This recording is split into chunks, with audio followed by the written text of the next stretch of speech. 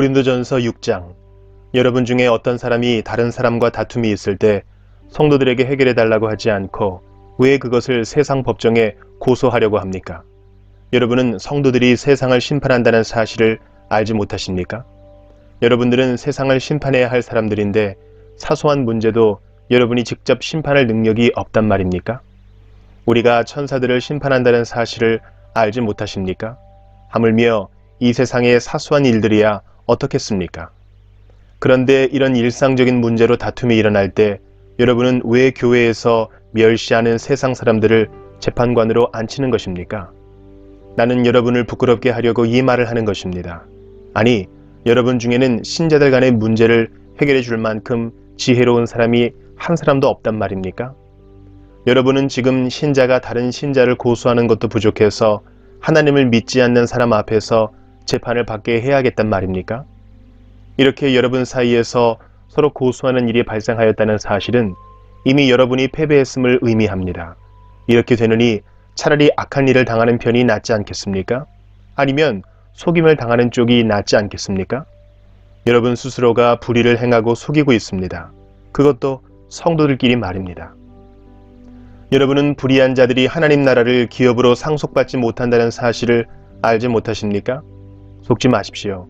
음행하는 사람이나 우상 숭배하는 사람이나 간음하는 사람이나 남자로서 몸을 파는 사람이나 동성연애를 하는 사람이나 도적질을 하는 사람이나 탐욕이 가득한 사람이나 술에 젖어 사는 사람이나 모함하는 사람이나 약탈하는 자들은 하나님의 나라를 기업으로 상속받지 못할 것입니다. 여러분 중에 여기에 속한 사람들이 있었습니다. 그러나 여러분은 우리 주 예수 그리스도의 이름과 우리 하나님의 성령으로 씻음을 받고 거룩해졌으며 의롭다 함을 받았습니다. 내게는 무엇이든지 할 수 있는 자유가 있다. 이것은 여러분이 내세우는 표어입니다. 맞습니다. 하지만 모든 것이 다 유익한 것은 아닙니다.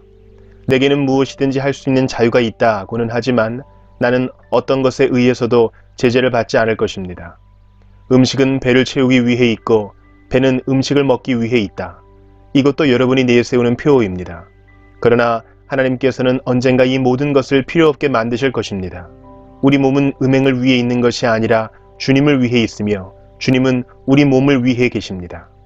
하나님께서 주님을 살리셨으니 그분의 능력으로 장차 우리도 살리실 것입니다. 여러분의 몸이 그리스도의 지체인 것을 알지 못하십니까? 그렇다면 내가 그리스도의 지체를 떼어내 창녀와 한 몸으로 만들 수 있겠습니까? 그럴 수 없습니다. 창녀와 결합하는 사람은 창녀와 한 몸이 된다는 것을 알지 못하십니까? 성경에 두 사람이 한 몸이 될 것이다 라고 기록되어 있습니다. 하지만 주님과 연합하는 사람은 주님과 영적으로 하나가 됩니다. 음행을 멀리 하십시오. 사람이 짓는 모든 죄들은 몸 밖에서 일어나는 것이지만 음행하는 사람은 자신의 몸에 죄를 짓는 것입니다. 여러분의 몸은 하나님께 받은 것이며 여러분 안에 거하시는 성령의 성전이라는 사실을 알지 못하십니까? 여러분은 여러분 자신의 것이 아닙니다. 여러분은 하나님께서 값을 치르고 산 몸입니다. 그러므로 여러분의 몸으로 하나님께 영광을 돌리십시오. 고린도전서 7장. 이제 여러분이 내게 보낸 편지에 사람이 결혼하지 않는 편이 더 낫다고 한 내용에 대해 말씀드리겠습니다. 음행이 성행하고 있으므로 남자마다 자기 아내를 두고 여자도 자기 남편을 두십시오. 남편은 아내에게 혼인의 의무를 다하고 아내도 남편에게 그렇게 하십시오. 아내가 자기 몸에 대한 권한을 행사하는 것이 아니라 남편이 하며 남편도 자기 몸에 대해 권한을 행사하는 것이 아니라 아내가 합니다. 남편과 아내는 서로 합의하여 기도에 전념하기 위해 얼마 동안 떨어져 있는 경우를 제외하고는 서로 떨어져 있지 마십시오. 잠시 떨어져 있는 경우라도 사탄이 여러분의 약함을 틈타 시험할지 모르니 그 후에는 다시 합치십시오. 이것은 내가 충고로 드리는 말씀이지 명령은 아닙니다. 나는 모든 사람이 나처럼 지내기를 바랍니다. 하지만 각 사람마다 하나님께 받은 은사가 달라서 어떤 사람은 이러하고 또 다른 사람은 저러합니다. 결혼하지 않은 사람들과 과부들에게 말합니다. 여러분들도 나처럼 결혼하지 않고 지내는 것이 여러분에게 좋습니다. 그러나 자신을 절제할 수 없거든 결혼하십시오. 욕정에 불타는 것보다 결혼하는 편이 낫습니다. 이제 이미 결혼한 사람들에게 명령합니다. 이것은 나의 명령이 아니라 주님의 명령입니다. 아내는 남편과 헤어지지 마십시오. 남편과 헤어지는 일이 있게 된다면 결혼하지 말고 그대로 혼자 지내든지 아니면 전 남편과 다시 합쳐야 합니다. 남편 역시 아내를 버려서는 안 됩니다. 그 외의 사람들에게 말합니다. 이것은 주님의 말씀이 아니라 내 생각입니다. 어떤 남자 신자에게 믿지 않는 아내가 있는데 그 아내가 남편과 함께 살고 싶어 하면 그 아내를 버려서는 안 됩니다. 어떤 여자 신자에게 믿지 않는 남편이 있는데 그 남편이 아내와 함께 살고 싶어 하면 그 남편을 버려서는 안 됩니다. 그것은 믿지 않는 남편이 아내를 통해 거룩해지고 믿지 않는 아내가 남편을 통해 거룩해지기 때문입니다. 그렇지 못하다면 여러분의 자녀도 깨끗하지 못할 것입니다. 하지만 여러분이 보시다시피 여러분의 자녀는 거룩합니다. 그렇지만 만일 믿지 않는 남편이 헤어지려 하면 그렇게 하도록 하십시오. 믿는 남자나 여자나 그런 상황에서는 상대방에게 얽매일 필요가 없습니다. 하나님께서는 우리를 평화롭게 살게 하려고 부르셨습니다. 아내된 사람이여, 그대가 남편을 구원할지 어떻게 알겠습니까? 남편된 사람이여, 그대가 아내를 구원할지 어떻게 알겠습니까? 각 사람은 주님께서 각 사람에게 나눠주신 대로 그리고 하나님께서 부르신 위치를 그대로 유지하며 살아가십시오. 이것은 내가 모든 교회에 세워준 원칙입니다. 부르심을 받았을 때 이미 할례를 받은 사람이 있다면 할례 받은 표시를 없애려 하지 마십시오. 그러나 부르심을 받았을 때 할례를 받지 않은 사람이 있다면 할례를 받으려 하지 마십시오. 할례를 받았느냐 받지 않았느냐 하는 것은 아무것도 아닙니다. 하나님의 계명들을 지키는 것이 중요합니다.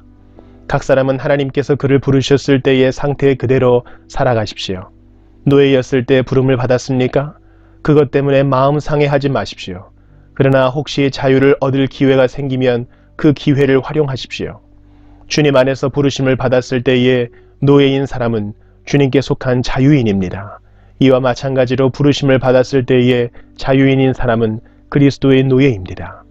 여러분은 값을 치르고 산 사람들입니다. 더 이상 사람들의 노예가 되지 마십시오.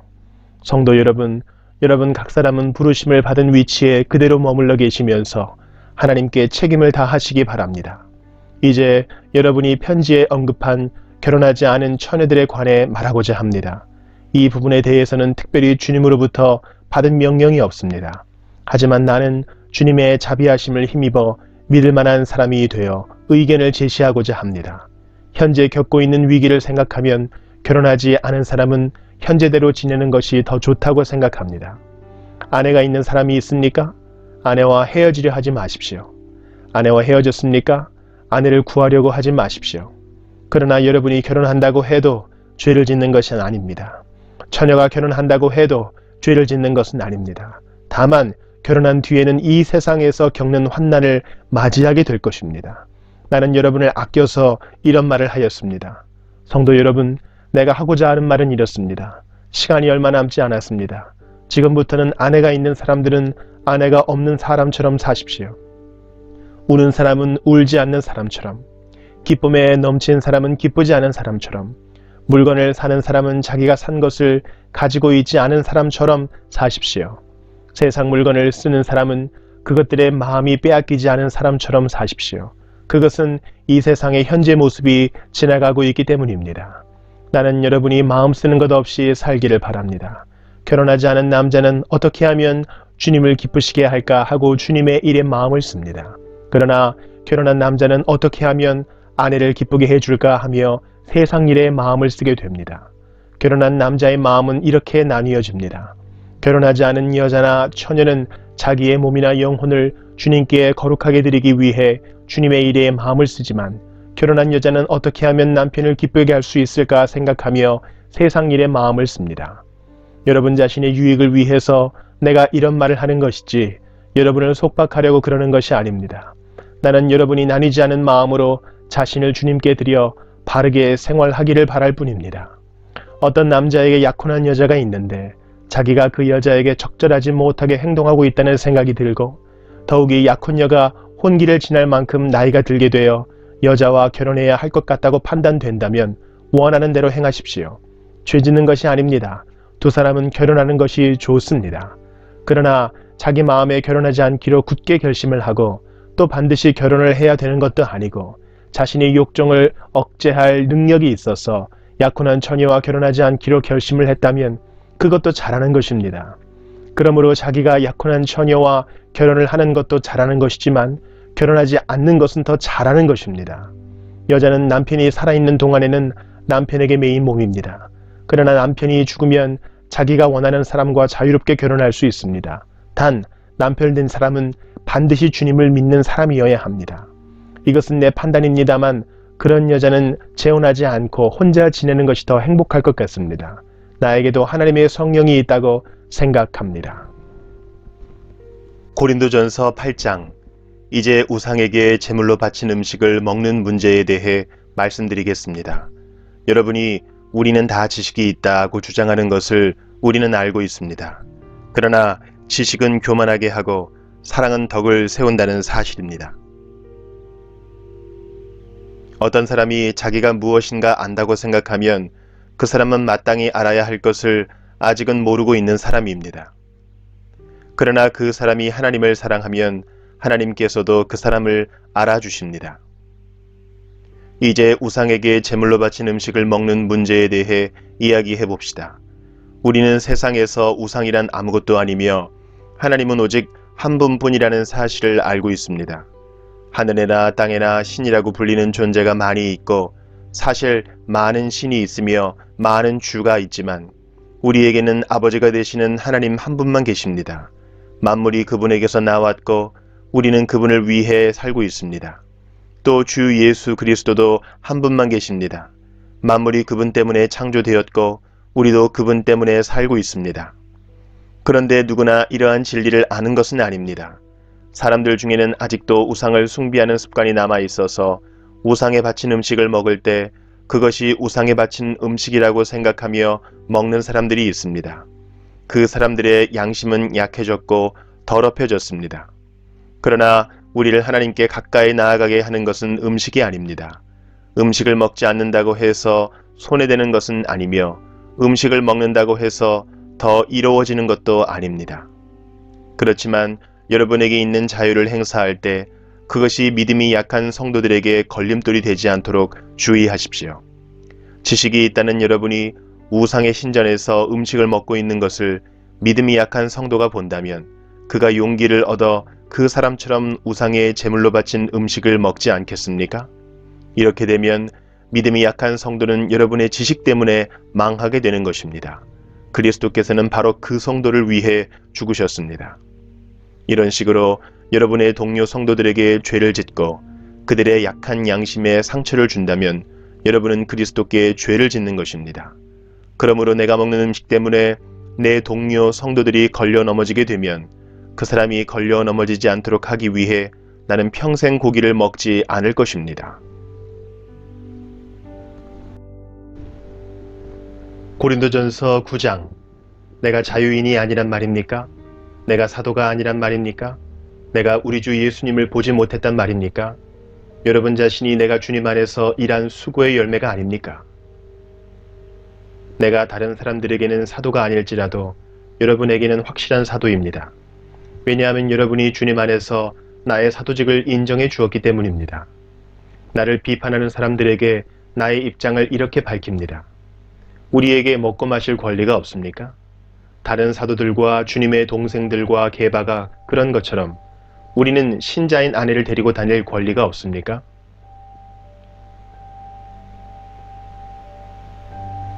나와 바나바만 생계를 위해 일해야 한단 말입니까?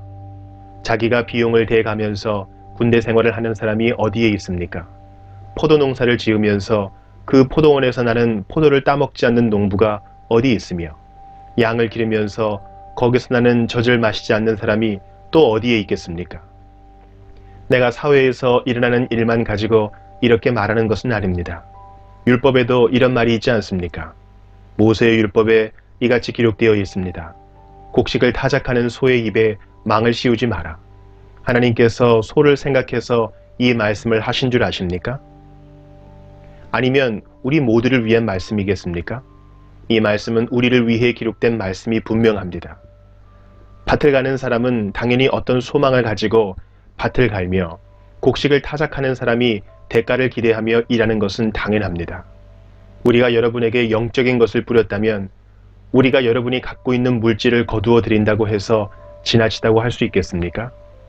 다른 사람들이 여러분에게 이런 것을 요구하는 권리를 가졌다면 우리는 그럴 권리가 더 있지 않겠습니까? 그러나 우리는 이 권리를 행사하지 않았습니다. 오히려 우리는 그리스도의 복음에 방해가 되지 않기 위해 모든 것을 참았습니다. 여러분은 성전에서 일하는 사람들이 성전에서 나오는 음식을 먹으며 제단에서 봉사하는 사람들이 제단에 바친 것 중에 일부분을 나누어 가진다는 사실을 알지 못합니까? 이와 같이 주님께서도 복음을 전하는 사람들은 복음을 전하는 일로 생활하라고 정하셨습니다. 그러나 나는 이러한 권리를 하나도 사용하지 않았습니다. 그렇다고 해서 여러분이 나에게 그렇게 해주기를 바라서 이 편지를 쓰는 것은 아닙니다. 내가 가지고 있는 이러한 자부심을 빼앗기기보다는 차라리 굶어 죽는 편이 더 낫습니다. 내가 복음을 전한다 해도 자랑할 것이 없는 것은 그것이 내가 당연히 해야 하는 일이기 때문입니다. 만일 내가 복음을 전하지 않는다면 나에게 화가 내릴 것입니다. 만일 내가 자원해서 복음을 전한다면 당연히 보수를 받을 것입니다. 그러나 자원해서 하는 일이 아니라면 이것은 내게 맡기신 직무를 다하는 것일 뿐입니다. 그러면 내가 받을 상이 무엇입니까? 바로 이것입니다. 내가 복음을 전할 때 아무 대가도 받지 않고 전하는 것과 복음을 전하면서 나의 권리를 사용하지 않는 것입니다. 나는 자유인이며 어느 누구에게도 매여 있지 않습니다. 그러나 나는 되도록 많은 사람을 얻기 위해 스스로 많은 사람의 종이 되었습니다.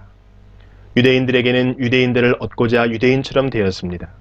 율법 아래에 있는 사람들을 대할 때는 비록 나 자신은 율법 아래에 있지 않지만 그들을 얻기 위해 율법 아래에 있는 사람처럼 되었습니다. 율법 없는 사람들에게는 비록 나 자신은 하나님의 율법을 떠난 사람이 아니라 그리스도의 율법 아래에 있는 사람이지만 율법 없는 사람들을 얻기 위해 율법 없는 사람처럼 되었습니다. 믿음이 약한 사람들에게는 약한 사람들을 얻기 위해서 약한 사람이 되었습니다. 내가 모든 사람들에게 그들과 같이 된 것은 아무쪼록 모든 방법을 다하여 그들 중에 몇 사람이라도 구원하기 위해서였습니다.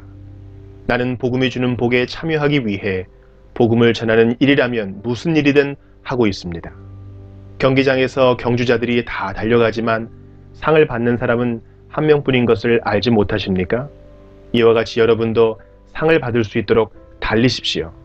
경기를 하려는 사람은 모든 면에서 자기 절제를 하는 법입니다.